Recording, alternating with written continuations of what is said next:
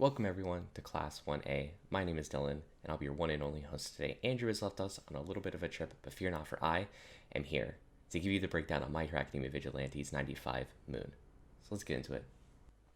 So we open up at UA with Aizawa and Present Mike, and we get a lot of fun, cheeky moments here of Aizawa not actually being a teacher quite yet, but us as the readers know he will be a teacher soon enough. He's subbing for Midnight, and we're basically just getting a little bit of banter between Present Mike and Aizawa, which I always appreciate. I really love these characters, and we just get more moments between them and Vigilantes, so it's even better.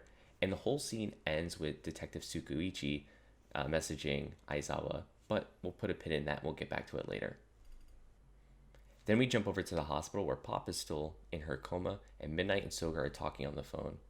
Soga's in total leadership mode here. He's calling shots, he's dealing with the heroes, he's keeping his crew safe. He's totally in his own here, which is great to see after, him kind of straightening up his act, getting guidance from Knuckle Duster.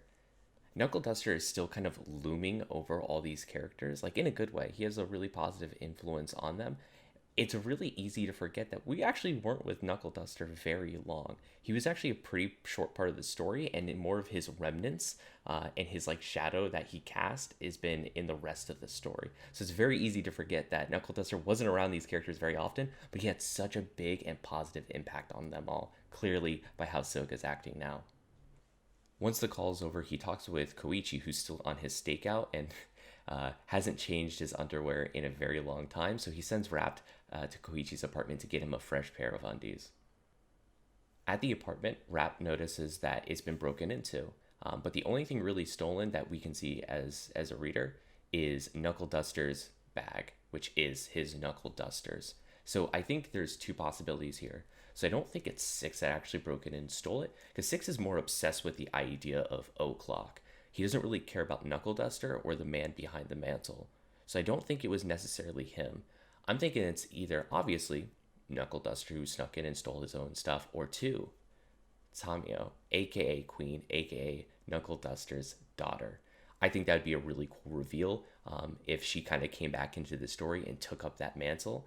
Originally, I thought it was going to be Soga taking up the mantle of Knuckle Duster, but we haven't really seen that, especially with the back on and it not being Soga for sure.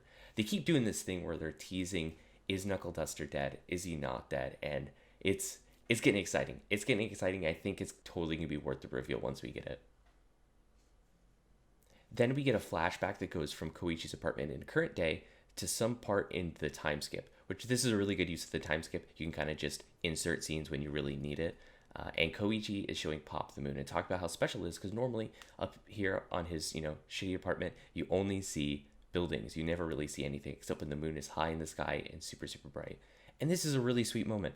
I love them as a couple so much. It's so nice. I just want it. I just want it so bad. And then we cut to current time, and oh boy, it gets sad. It gets really sad. Koichi's talking about how they'll look at the moon and that they're looking up at the same one together, and they'll talk so much once she's all better one day. It's sad. It's sad. It's so sad. I just want Pop to wake up. I want them to get together already. They've been really harping on their kind of love arc for months now, and I just want it so bad. Then in our final scene, we switch over to Makoto, who's talking with Detective Tsukuichi, her brother. She's still in America with Captain Celebrity, and he's having none of it. He's having none of her. He's having none of the vigilantes. He's pissed. And Cat Cop comes in and shows a warrant for Koichi's arrest. So shit's real now. He has had it with the vigilantes. He's coming after them, and he is upset. And it ends with him just storming off. So I'm super interested to see if this is maybe a turning point also to get Makoto back into the story. So last time we left off with her, she was visiting Japan. She was talking with Koichi about, finally coming back and settling down, so to speak. And this is kind of where the whole Pop and Koichi being serious about each other kind of kicked back off. So I'm interested to see if Makoto comes back sooner than we would expect her, because I think she said she was coming back during the next season, whatever that was, is the fall or spring sometime. So I'm interested to see if she's going to actually get involved into the story and maybe help out the vigilantes here. So the question now is, what's next for the story? I think we're at our breaking point here. Things are about to boil over. We have the police trying to get involved with the vigilantes and the villains. We have most of the vigilantes on the run right now, in hiding, in secret. We don't know where Knuckle Duster is. Koichi's on the lam right now. They're looking for him. They have the arrest warrant out for him. Papa's in a coma. Things are kind of dire right now, but I think what's coming next is going to be really, really exciting. I'm totally expecting a huge fight to happen. I'm expecting some pro heroes to come in. Koichi's going to have to deal with it somehow. Whoever has the mantle of Knuckle Duster is going to have to deal with that somehow. And whatever culminates from that, we're going to pivot into a really big fight, probably with 6. It's going to probably get resolved there. And they're going to leave us dangling with whatever is happening in the grander scheme of villainy. Like whatever is happening with All for One. I think that's kind of where we're going to end up. And it's really exciting, though. It's really exciting because I can totally expect there being a ton of awesome fight scenes coming up. There's going to be some Knuckle Duster scenes. There's going to be some pro-level Koichi scenes. Now, I don't think Koichi is quite at the level of, like, you know, a top hero. He's not going to go 1-to-1 with Endeavor and come out on top. But I think he's somewhere in the pro hero mix. He's been training for a really long time now, and he is really powerful at this point. So I want to see him in action. I'm ready to see him in action. We got the time skip.